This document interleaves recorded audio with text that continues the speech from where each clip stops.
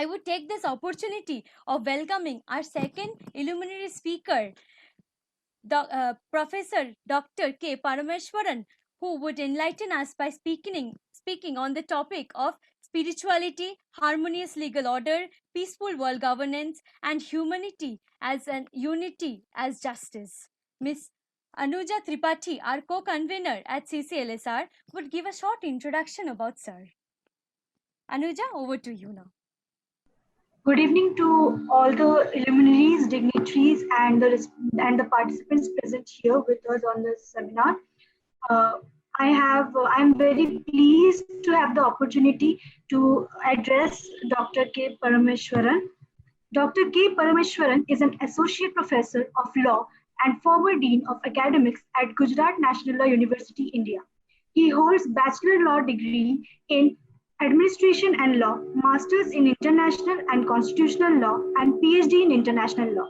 He teaches law since 2000 in various institutions like National Law School, Bangalore, National Law University, Jodhpur, Madras University, Chennai, Symbiosis Law School, Pune, and currently working for Gujarat National Law University. He was also Dean of Alumni and External Relation, Head of Bachelor's, Curriculum Board, and now heading Master's Department at Gujarat National Law University. He pioneered a law subject, law, religion, spirituality, and justice, and ethics skills development for justice, legal research, and profession. He teaches and conducts various training programs on spirituality, higher values, and ethics for law teacher, student, advocate, judicial officer, professional corporates regularly. He is member of governing board of Auroville Foundation under MHRD, Government of India, and UNESCO. He is also member of World Commission on Environmental Law and International Consortium for Law and Religion and Project for Integrating Spirituality, Law, and Politics USA. He brings spiritual and peace values in legal education and research, writes regularly on contemporary issues, keeping Sri Aurobindo's integral consciousness, knowledge for individual and collective developments. He is a well-known public speaker, student counselor, webinar presenter, trainer, and policy drafter. He holds certificate on psychotherapy, CBT USA, heritage and Vedic studies, and is also associate.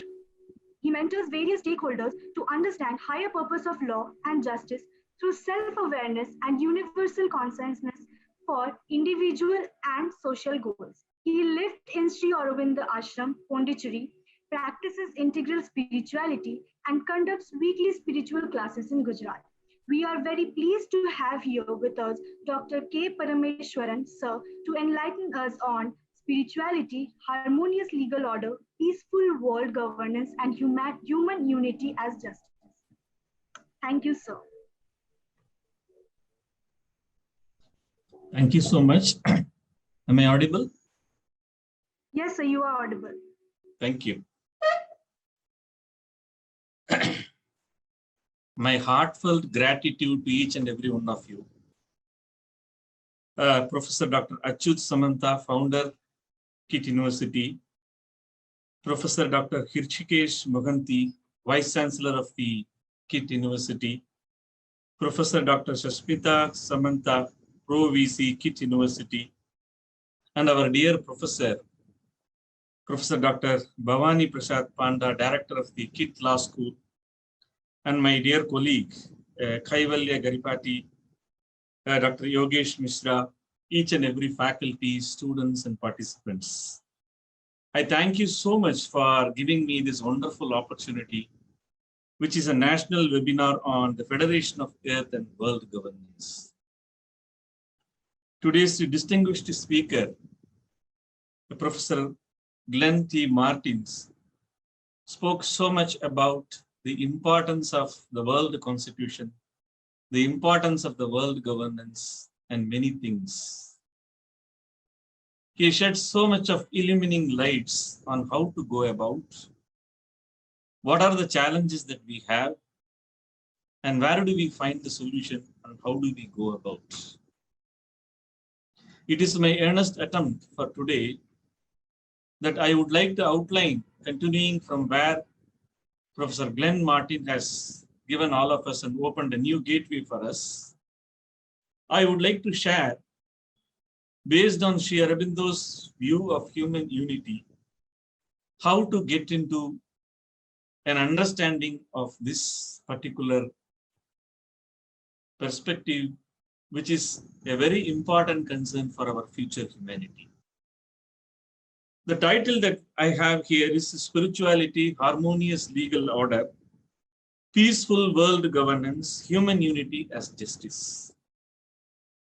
If you see spirituality, harmonious legal order, peaceful world governance, and human unity as justice, you can see a very clear interconnection between all these. But the interconnecting point here is from the realm of spirituality. Before I begin outlining what do we mean by the term spirituality, how that can be included in the legal system and world governance, and what are the challenges that we have and how do we go about that, I would like to read a simple passage from Sri Aurobindo in one of his seminal works called The Ideal of Human Unity. In this, he says, while outlining what is the human unity, what is the federation of world constitution, world unity, world governance, and so on, he says the following. I quote here, a spiritual religion of humanity is the hope of the future. By this is not meant what is ordinarily called a universal religion, a system, a thing of creed and intellectual belief and dogma and outward rites. Mankind has tried unity by that means. It has failed and deserved to fail because there can be no universal religious system, one on mental creed and vital form. The inner spirit is indeed one, but more than any other, the spiritual life insists on freedom and variation in its self-expression and means for development. A religion of humanity means the growing realization that there is a secret spirit, a divine reality in which we all are one. That humanity is its highest present vehicle on earth. That the human race and the human being are the means by which it will progressively reveal itself. It implies a growing attempt to live out that knowledge and bring about a kingdom of this divine spirit in the earth. By its growth within us, oneness with our fellow men will become the leading principle of all our life, not merely a principle of cooperation, but a deeper brotherhood, a real and an inner sense of unity and equality and common life. There must be the realization by the individual that only in the life of his own fellow men, his own life gets completed. There must be the realization by the race that only on the free and full life of the individual can its own perfection and permanent happiness. This is the thing that Sri Aurobindo had to say in relation to human unity, in relation to the world governance, the peace, the federation of the global earth, and so on. Now, I would like to explain here how this spirituality, what he calls by the religion of humanity. And he also says that the religion of humanity is not an intellectual creed. It is not a mental understanding or a belief. Because by themselves, they can hold the aspiration for us. They can enchant us for some time. But the real unity, the sense of oneness, can come only when we live it. So he says, a dynamic living presence of unity, a dynamic living presence of diversity, a dynamic living presence of harmony and mutuality has to proceed from within. And for that, he talks about what is spirituality and how that needs to be brought down into our daily life. he gives a very interesting meaning or definition, you can say, as to what is spirituality. He makes it very clear that the popular notion of spirituality is that it is something that is life away, that is world shunning, that is not life affirmative, that is not life embracing. This popular notion has taken a very negative turn of the understanding of spirituality, as a result of which he says spirituality means an awakening to that greater reality. It is an awakening to that greater reality, which is other than our mind, emotion, sense, and the body, which we normally identify as our individual personality, the individuality, the human. An awakening to that greater reality, other than the mind, emotion, sense, and the body, an aspiration to live that, an aspiration to have communion with that, an aspiration to have that dynamic presence in our daily life is what spirituality means. As a result of this aspiration, as a result of this awakening, as a result of living that particular reality, greater reality, our mind, emotion, sense, and the body, our individuality, the human self, undergoes a transformational change. As a result of which, we will be able to live that spirituality which is not there currently in our mind, emotion, sense, and body, which we call the instrumental nature, which we call the external human nature, or put it in a simple way, the current human framework. Now a question comes, what do we get when we get into that greater reality? And how do we bring that into our mind, emotion, sense, and the body in the individual life, whose individual presence as a social unit, when it enters the social scene, the world scene at a larger level, brings that change. So he says that greater reality, the awakening to that greater reality, and bringing down that greater reality in our own current frame of human life, mind, emotion, sense, and body, in our daily life, make it dynamic and living. He says that gives the very clear experience of the sense of oneness, the sense of undivided consciousness, the sense of unity. At the same time, it also gives the sense of diversity, the sense of multiplicity.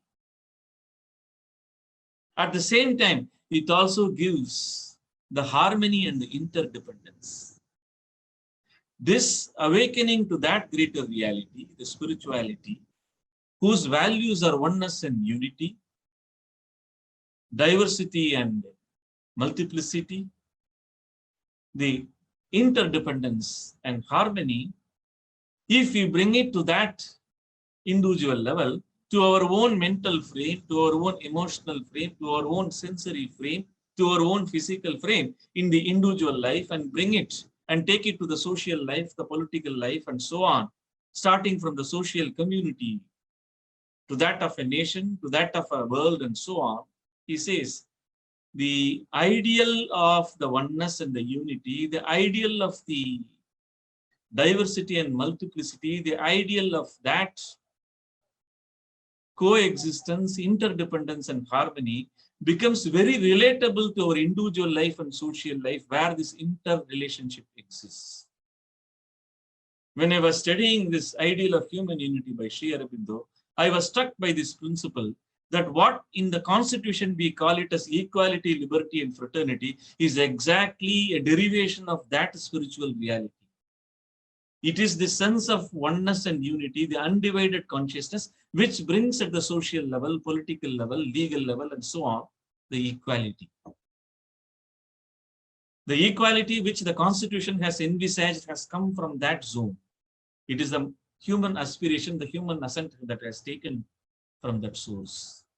Similarly, the multiplicity and diversity which we feel from that sense of oneness, because it is one, it is united, it is unionized, it is an undivided consciousness. In that we see the variation beautifully arranged.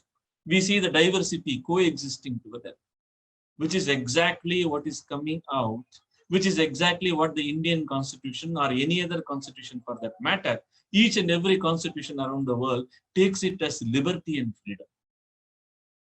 Similarly, the sense of interdependence, because of that oneness and unity, because of that multiplicity and diversity, brings the nature of the collective coexistence, interdependence, and harmony, which is what expressed and explained and aspired by a constitutional mechanism called fraternity.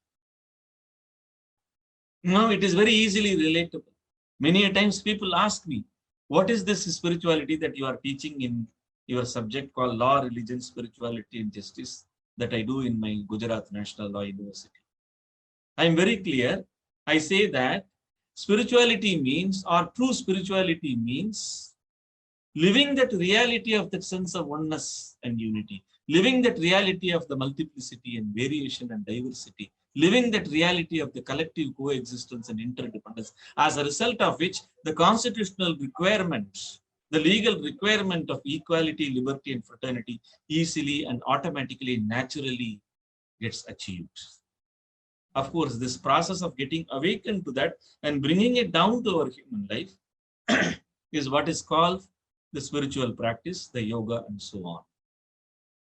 But it must be remembered that we must also understand mentally. We must also understand cognitively. We must also understand intellectually that this is the source. So if we understand the problems of the rule of law, the problems of the constitution, the problems of the world federation and the world governance and the peace, which are so beautiful as an ideal for us, which we are not able to achieve, is precisely because we have only caught hold of the ideals in an intellectual way. We have caught hold of the ideals in the form of aspiration, but whose reality is inside and above, waiting to come down. The moment we get that reality, the moment we get the connection with that greater reality, the moment we get that connection with that spiritual awakening, it becomes so automatic, because the connection between that greater source and the individual, the social, and this cosmic, and the universal, and the world, so on, is one beautiful line of interconnection to us. Otherwise, also logically possible, that spirituality needs to be introduced in law, spirituality needs to be introduced in the legal system, the political framework, the policy making, and so on, and also in the interpretation of the constitution, because when we have equality, liberty, and fraternity, we cannot achieve all the three simultaneously. What becomes an individual equality becomes a difficult proposition for a collective liberty, or what becomes a possibility of individual liberty becomes a difficult proposition for a collective equality, as a result of which the fraternity gets lost. So which means, even if we want to achieve the goals of the constitution, the goals of the humanity, the goals of the aspiration, that is equality, liberty, and fraternity, we cannot achieve it only by achieving only the equality at one point of time, or liberty at one point of time, or fraternity at one point of time. We need to achieve all these things together, simultaneously. Otherwise, the problem remains the same, that we are not able to achieve the justice, which is social, economic, and political, the liberty, the equality, and the fraternity as shown in the constitution. Similarly, what we achieve through the constitutional process of the equality, liberty, and fraternity at a social level, economic level, political level, religious level, and all kinds of things, they all remain independent. In order to make them interdependent, in order to bring the vestibule, in order to make that interrelationship between the social and the economic and the political and the cultural and the religious, you need an invisible thread. You need an invisible force. You need a dynamic living reality which must proceed from within that greater reality outside. That is why all ideals are so enchanting. It is precisely because the human nature at the external level, having gone through the mental, the emotional, the sensory, and the physical, which is not yet getting unionized, which is not yet getting harmonized, precisely because the spiritual self inside is the one that which is connecting the mind, emotion, sense, and the body. In order to have this harmony of emotion, mind, sense, and body, we need to go to the source. So also we need to go to the source of that ultimate in order to connect not only one individual inside, but also interrelationship with other individuals. Similarly, we need to go not only at the social level of a small nation, but also as a community level, and so on. It moves and bulges into an international level. So it becomes very logical for us that spirituality means that which is life embracing. Spirituality means that which is world embracing and life affirmative and life positive. It is not just going away from life. It is not just going away from the world. Though we may be going away from the life and the world for some period of time in order to have that greater reality, but we should not get lost in that. We must come back again. That's exactly what in the Bible also says, the kingdom of heaven to be brought down into the earth. Like what the Upanishad says, Vasudhaiva Kutumbakam. Each and every religion has these views, the teachings for our human life.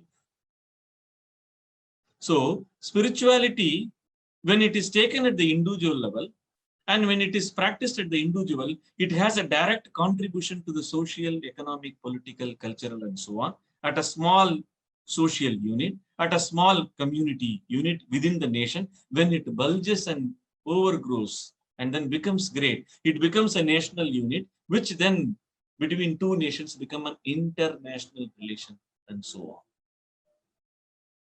This is the fundamental thing that I always stress, that spirituality is the most important thing that needed to be used in the legal system. Because legal system wants to regulate the social behavior without understanding the individual human behavior. The social behavior is a product of the human behavior. And the human behavior is a product of mind, emotion, sense, and the body. And if there is going to be some kind of a disconnection between mind, emotion, sense, and the body, the output of that individual human behavior becomes chaotic in the social level. It may lead to crime, it may lead to some kind of disorder and violence and so on. As a result of which people stick to their own, I, me, myself. What happens to an individual level, it also happens at the national level, state level, and international level. At the state level, it is about the geographical territory in which the sovereignty is very strongly rooted.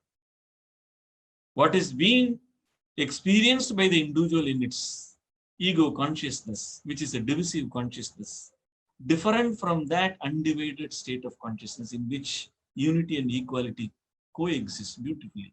Liberty and variation and multiplicity and diversity flow out. And also the coexistence and interdependence, harmony, and the fraternity that which we achieve needs to be seen in this context. This is where we must realize that spirituality which is practical, spirituality which is dynamic and living needs to be taken into context if we need to proceed towards what we want to achieve. At the same time, Sri Aurobindo also says, I would like to read one more small quotation of him. He says, could such a realization develop rapidly in mankind? We might then solve the problem of unification in a deeper and truer way from the inner truth to the outer forms. Until then, the attempt to bring it about by mechanical means must proceed. So he understands and he explains very clearly that the human attempts that we are making through the social, cultural, political, legal, and so on, that needs to be taken forward, because that is exactly where the individual instrumental human nature with the realm of the cognition in the mind, with the realm of the sensory emotions and feelings here, and also the sensory actions and reactions and the body, understand what we want to achieve. So it looks like we all know what we want to achieve. It looks like we all have at the deeper core that spiritual self which is waiting to manifest, waiting to come down, waiting to express that undivided consciousness, which when it is allowed to express in the mind, allowed to express in the emotion, sense, and the body, it becomes the sense of equality, the sense of liberty, the sense of fraternity, and so on. So he then says again, we must attempt, but he also gives a very clear direction. that could such a realization develop rapidly in mankind, we might then solve the problem of unification in a deeper and truer way from the inner truth to the outer forms. Until then, the attempt to bring it about by mechanical means must proceed. But the higher hope of humanity lies in the growing number of men who will realize this truth and seek to develop it in themselves, so that when the mind of man is ready to escape from its mechanical bent, perhaps when it finds that its mechanical solutions are all temporary and disappointing, the truth of the spirit may step in and lead humanity to the path of its highest possible happiness and perfection. It is so beautifully explained here. He says that this spirituality which we mean, the dynamic spirituality, the world embracing spirituality, the life positive spirituality, in which we take a momentary, a transition that takes place, a step back from the external consciousness, a step back from the momentary instrumental mind, the instrumental emotion, the instrumental sense and the body. And then when we step back and we get into a contact with that greater consciousness, we suddenly realize what is there at the social level, what is there at the legal level and the constitutional level in relation to equality, liberty, and fraternity. They exist at the spiritual level with the unity and oneness, the multiplicity and diversity, the coexistence and interdependence, which is exactly what is being represented here. So the constitutional ideals that we have, the peaceful world governance that we all want, a constitution for the federation of the earth that we want, which Professor Glen Martin has beautifully outlined for all of us and made us understand what are the challenges that we all are going to face if we have to make it happen and possible, can be easily activated with this spirituality, with this understanding of the self. It can quicken the process. It can speed up the process, because it is this inner spirituality which is not going to get cut away from the social, political, and the legal, and the world, and the international. It is this inner spirituality which individual experiences as dynamic and living, which is not going to cut away from the life and the world and the society and the whole world as a whole, which is going to reunite and reintegrate with all, through all these, not only at the mental, emotional, sensory, and the body, but also the various aspects of life in which we experience and express the multifarious forms of life, which is being seen as the social, the cultural, the economic, the political, the legal, all kinds of processes that are there. They are nothing but the outcome of this, which is giving the human an opportunity to experience this. But what happens with the ideal, whenever we take the ideal, we momentarily get lost with the ideal, the charm of the ideal. Because the ideals are so enchanting and so huge, and it's so cosmic and universal.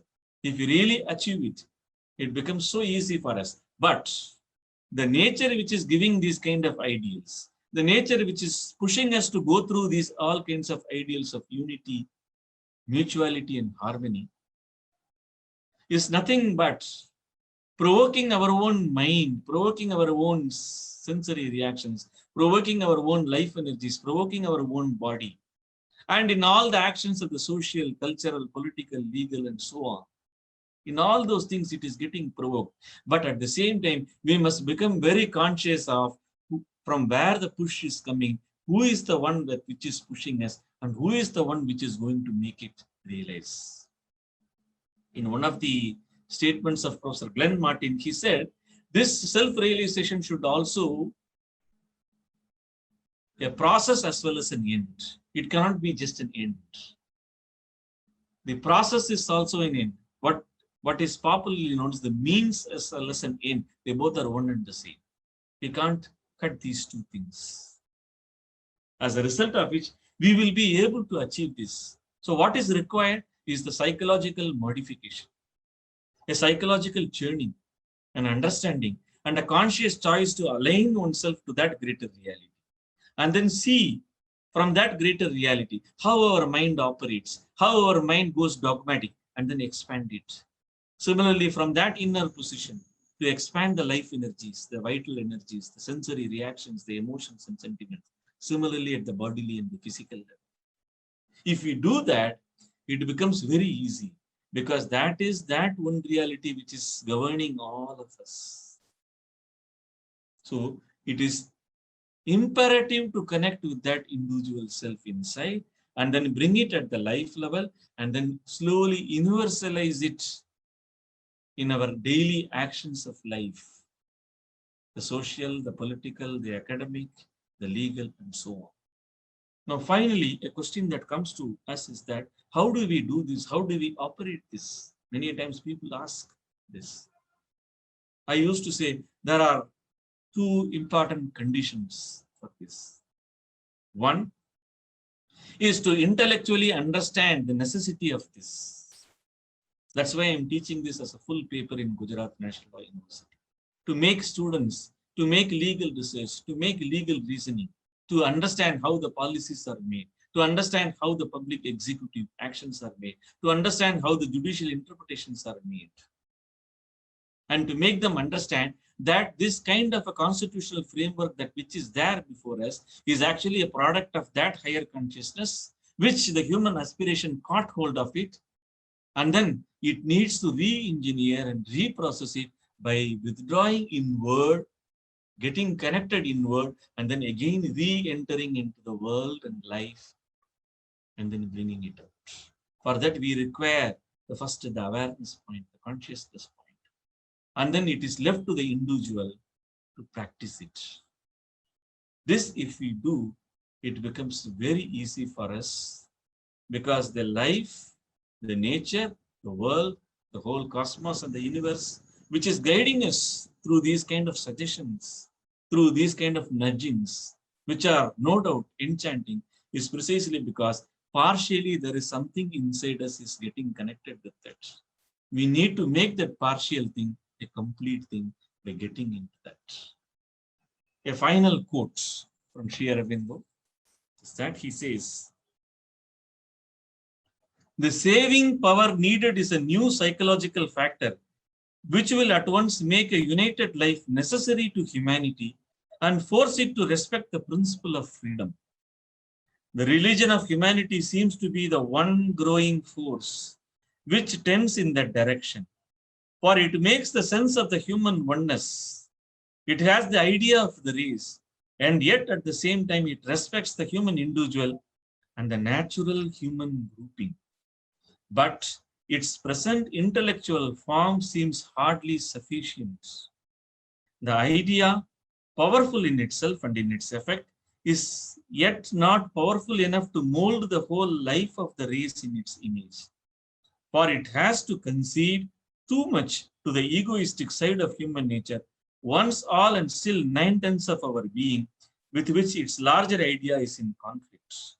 On the other side, because it leans principally on the reason, it turns too readily to the mechanical solution. For the rational idea ends always as a captive of its machinery, becomes a slave of its own too binding process. A new idea with another turn of the logical machine revolts against it and breaks up the machinery, but only to substitute in the end another mechanical system, another credo, another formula and practice. To conclude, what we must keep in mind that this wonderful national webinar on the Federation of Earth and World Governance is so timely, especially in the context of what we have gone through the last 1 year.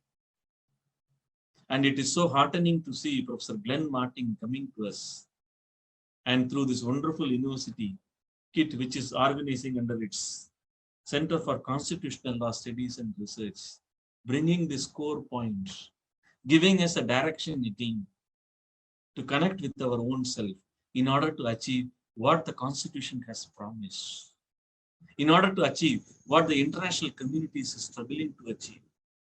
We need to make the shift. We need to make the change from inside and then towards the larger outside. With these words, I thank you so much for giving this wonderful opportunity. Thank you so much. Second question is to Dr. Parameshwaran sir. that you have said that involvement of spirituality into the legal system, into law, studies of law.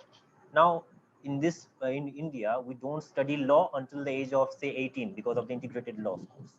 Now, if will I be right if I say that spirituality is the one of the modes of attaining a more higher moral conscience? Now, that the psychology and the social psychology and human behavior says that our inherent moral conscience is already developed by the age of 18. So if we introduce the idea of spirituality and idea of justice and moral conscience at the age of 18, will it not be ineffective? Or it will be better if we start teaching spirituality at a very young age rather than teaching them in around 18 years of age. Yes. Yes, I understand. Since I am in the legal vocation, I'm teaching in a national law university. So I can teach spirituality only at the national law university level where students come for their legal graduation. But taking your other question, that it is not that we are influenced only by things that is coming from the society, that is coming from the family and so on. We can re-engineer and then we can work it out for whatever that is being fixed as a determinism inside us by opening up that channel, by awakening to that spirituality. How that needs to be done at a practical level, you require someone, like how a student asks a professor some kind of a guidance on a particular theme or a topic or a research. So also spirituality, a person who has self-realized it, who has understood what spirituality and the experience of it, he will be able to say, she will be able to say what this spirituality means. So spirituality helps a lot in developing the individual to connect with not only the mind, emotion, sense, and the body, but also your own inner dimension of things. Spirituality is the core personality of our own self. That is the true self of us. That is the core personality of us. That is the true personality of us. But we have moved away from that. We are only existing only in the level of mind, only in the level of emotion, sense, and the body. So using the same mind, emotion, sense, and the body, we can actually enter into that zone. It is perfectly possible. Till you enter into that zone, the social systems have put the moral conscience as an indication. If you do this and if you do that, you may get into that. It may not be good to you. It may not be good to the soul. What they mean by the moral conscience or the ethical dimensions of it is that they have found out the connection between the external life and the inner life. And then they tell what is to be done at the external life in order to reach that. Or if you do certain things at the external level, you may get deviated from that source. At a moral level and ethical level, they may not be able to explain the interconnections that are there between this spiritual spirit self and the external. But nevertheless, what they are saying is true and right. But only thing is that if it is to be imposed, then there is a difficulty because any imposition cannot bring the truth of it. You have to allow the freedom of it to flourish. That's why Sri Aurobindo says the first sign of spirituality, as far as to be applied for human unity, always says that there must be diversity, and giving that utmost diversity in order to realize each and everyone's state of nature, in order to understand each and everyone's self of nature, which is very individual and unique for each and everyone. In that only we are all common. In that only it needs to be unified. If you do that, it becomes very fast. And age is not a criteria here. You can start from any point of time. It is not going to be difficult if you are aged, or it is not going to be so easy if you are at a very tender age. What needs to be done is the effective awakening of it with the help of a guide or with the help of whatever means that are available to us, by reading the scriptures, by getting counsel through a spiritually self-realized master. It can be made possible. Sir, may I beg to differ on this thing that age is not a criteria, because if we start, say, at the age of 4, that you make people spiritual, at that point of age, there are no much external influence to make that person deviate from it. But if we start at the age of 30 or say 20, there are a lot of external influences. We have been taught by schools, we have been influenced by our peer groups. So let's take an example that if a person who has been a delinquent life till age of 20 and he is getting an easy money, he will not get towards spirituality because that is more tough for his daily life. But the problem with that point is that one is not able to get to that zone of spirituality is precisely because only a living experience of a spiritual person can communicate that. What normally happens in the spirituality is that we start intellectualizing it, again paraphrasing it and putting it as an ideal of life. No doubt it is good as far as the mind is concerned to get convinced that there is a great goal. But unless and until it is supplied with the living experience of that person who holds that flame of undivided consciousness, who holds that flame of supreme pure love, who holds that flame, dynamic presence of that collective, interdependent, harmonious coexistence. So it is the experience of the spirit which translates into, which gets transferred into other to experience the same, not through the intellect. Otherwise, we will be doing the same mistake. For example, in public international law, you have United Nations Charter Article 1 and 2. So beautiful. You close the eyes and read the Article 1 and Article 2 of the United Nations Charter, or for that matter, preamble of the Indian Constitution. That is the greatest ideal that is ever possible. But tell me, how do we achieve that?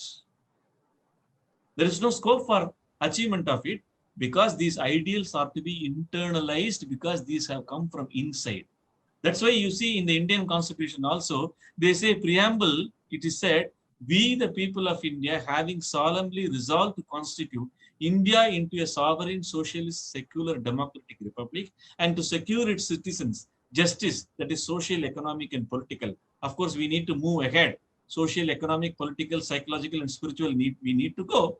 And also they say equality, liberty and fraternity, assuring the dignity of the individual, equality of status and opportunity, liberty of the freedoms and faith. And then in the end, very beautifully it is said that the Constitution adopts these values. Constitution did not create. From where have they adopted? It is there in the nature. It is there in the universal consciousness. It is there inside us. That's why they say we adopt these values as well as give a positive enshrining into that.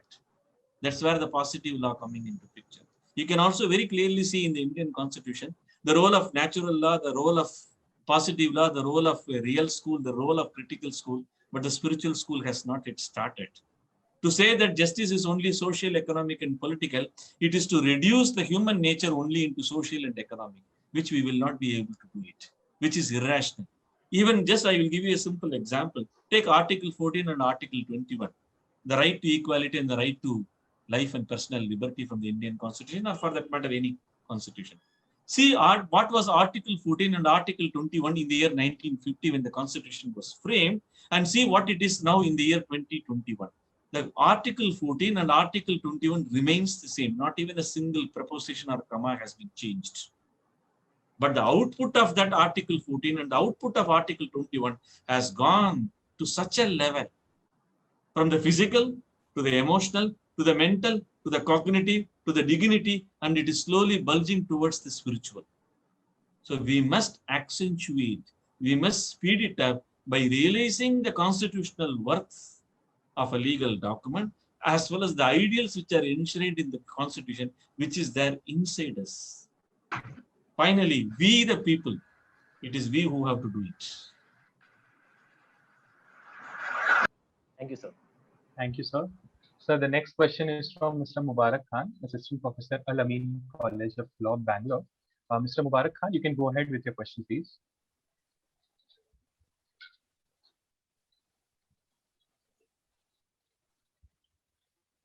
Mr. Mubarak Khan, if I'm audible, kindly go ahead with your question. Am I audible? Yeah, absolutely. Go ahead, sir. Good evening, sir. My question is to Sir Parmeshwaran. Sir, don't you think the approach of spirituality as to the universal brotherhood on which you thrown a light, specifically in India today, is losing its basis and essence as the so-called political system and politicians are making their best to diminish the same in India? What would your kind self would like to suggest to these kind of people? Spirituality can give course correction, spirituality can prevent, spirituality can promote. So what we are going through, it's just not only applicable to India, it's all over the world. There is a fundamental shift that has taken place in the humanity right now. Probably this pandemic situation has accentuated it. We all are suddenly feeling dazed. We all are suddenly feeling different. All the reductionist, dogmatic motives which we had about money, about relation, about life, about the interdependence, all have gone into a dizzy for some time. We need to wait and watch how we are going to proceed ahead.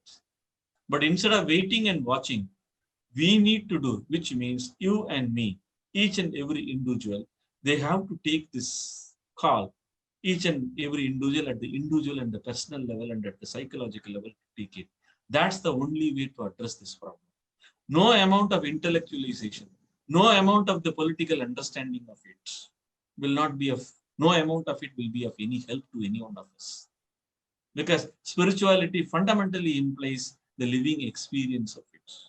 The moment one experiences it, it automatically becomes so contagious, it passes through, because what is spiritual inside me and what is spiritual inside you, they both share the common space. So if I realize and if I come in front of you, or if you realize something of it and if you come in front of me, we automatically get connected.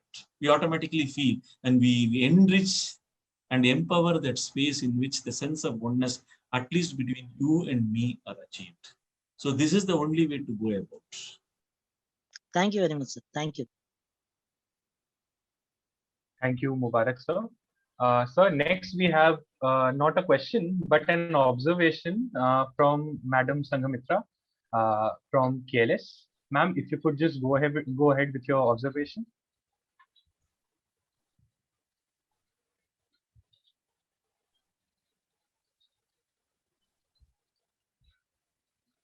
Ma'am, kindly unmute yourself.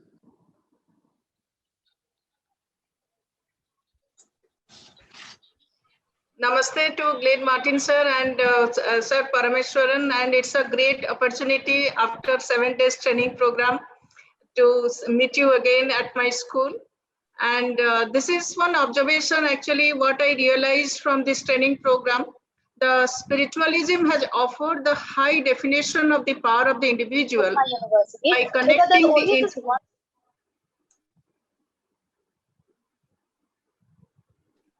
You can continue. Sorry, ma'am, proceed. It is the observation actually I have written in the chat box so that there won't be any kind of repetition. I just need that whether I'm on a right track or I'm just thinking that is what actually. So please, sir, both the speakers can enlighten me and the audience.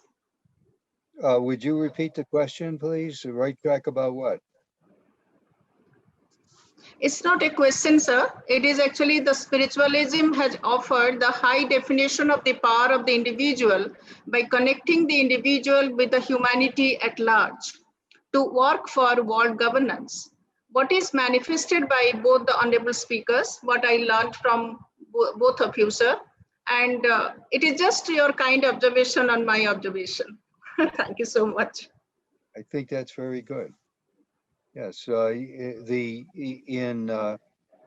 in much of current psychology, for example, in spiritual leader Ken Wilber in his works and so on, there are levels of development from the egocentric level to the ethnocentric level to the world-centric level to the cosmic level, and all of us are moving and can move collectively, working together, and through the recognition of world law, we're helping move ourselves and humanity into the world-centric and cosmic-centric levels, and these are the levels of consciousness that are going to transform our world, as my colleague was saying in his talk of spirituality, bringing the kingdom of God to earth, right? So I think that your statement is excellent, very much on target. Thank you, sir.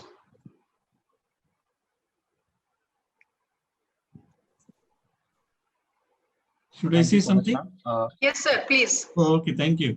Yeah, what you have said is very important, that spiritualism offers a high definition of the power of the individual by connecting with the individual and towards the humanity at large in order to form the world governance. Yes, absolutely true.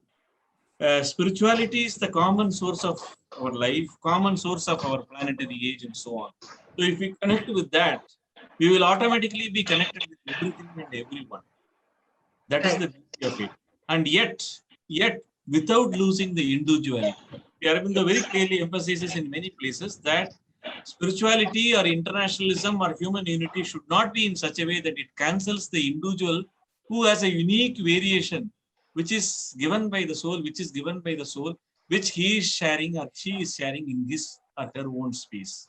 So he emphasizes, in the name of spiritualism, in the name of internationalism, we cannot do away with anything else. And he emphasizes three things very clearly: unity, mutuality, and harmony. These are the three fundamental things which can work at the international level if we take that psychological modification, the spirituality, from inside, from above, and then bring it to the life through a dynamic experience. Thank you. Thank you so much, sir. So the next question is from Ms. Anushka Jha.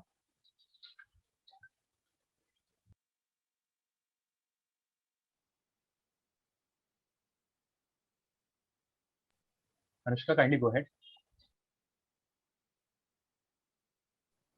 Good evening, sir. My question is for Professor Glen Martin. What is the jurisdiction and evidentiary rules of judiciary under the World Constitution? The Article 9 of the World Constitution constitutes the world judiciary, and it constitutes it in terms of 8 benches of the World Supreme Court system and the procedures by which judges are qualified and selected. This constitution and perhaps most constitutions don't get into the details of the rules of evidentiary juridical workings.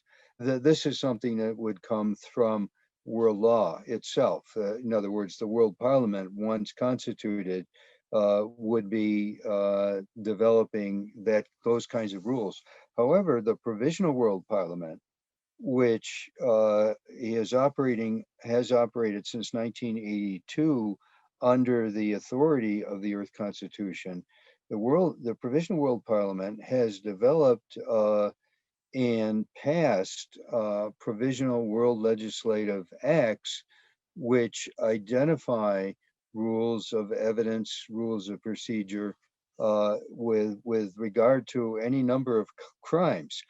For example, the Parliament took the Rome Statute of the International Criminal Court, which is quite excellent about crimes of aggression, crimes of war crimes, and crimes against humanity, and has elaborated rules of evidence and procedure. And the World Parliament adopted that almost verbatim, only adapted it to a court that has real authority, unlike the ICC, which does not have real authority in the world.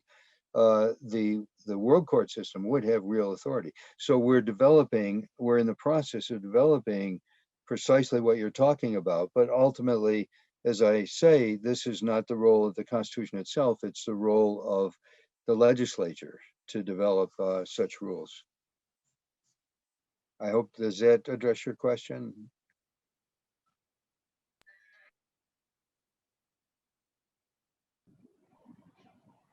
Yes, sir. Thank you, sir. Thank you so much, sir. I now call upon Yogesh, sir, to kindly go ahead with the concluding remarks and the vote of thanks. Good evening, everyone. Good evening, respected Professor Dr. Glen T. Martin, Dr. K. Parmeshwaran, respected Professor Bhavani Prasad Panda, Director, KIIT School of Law, esteemed judges, advocates, all senior faculties, colleagues, and students.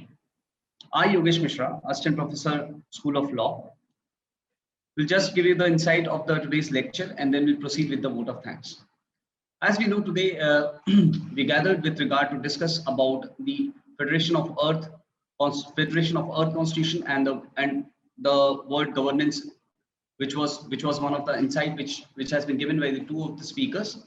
We are glad to have an insightful session from both the speakers, where we not only talked about how the unity and diversity is going to be playing one of the very important role in the development of world constitution as a whole, and how, as Professor Martin has enlightened, that how the basic human right, since the strive is for the whole human rights throughout the nation, as how this right should be given to all the people across the world equally without any kind of discrimination.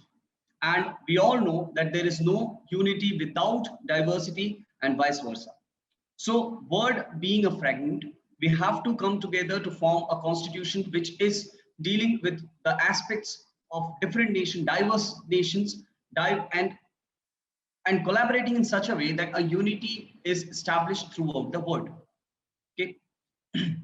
As far as the philosophical part is concerned, the spiritual part is concerned, we know that it is for a peaceful world governance, harmonious legal order is one of the very important part, which has been specifically mentioned by Professor Dr. K. Parmeshwaran. He also talked about the spiritual religion of humanity, how this divine reality, without which we cannot survive.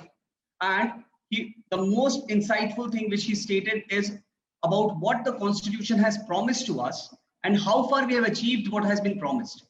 So there is still much of a task which is left before us to be performed, which we have to achieve, and hopefully in future, through the world constitution, through coming up of all these unity and diversity, along with the philosophies of law and various aspects, legal aspects, we can be able to constitute a world constitution as a whole with the sole ambit of providing basic human rights to all the individuals. So now I proceed with the vote of thanks, because we know that no duty is more urgent than that of returning thanks. And so I'm delighted to have been given the pleasant duty of delivering the vote of thanks this evening. I would like to thank our guest speakers, Professor Dr. Glen T. Martin and Dr. K. Parmeshwaran, for gracing us virtually with their knowledge. Today's lecture was full of knowledge and interesting things. It has gave the great insight about the topic and also revealed some of the interesting fact about the constitutional law and specifically the need of the world constitution.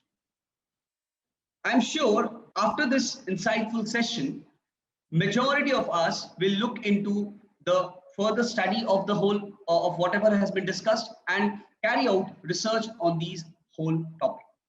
Once again, I would like to thank both the speakers for doing their necessary work and sharing us with a graceful opinion. A heartfelt gratitude to all the esteemed judges, advocates, and faculties, students present here for your enthusiasm of always ready to learn.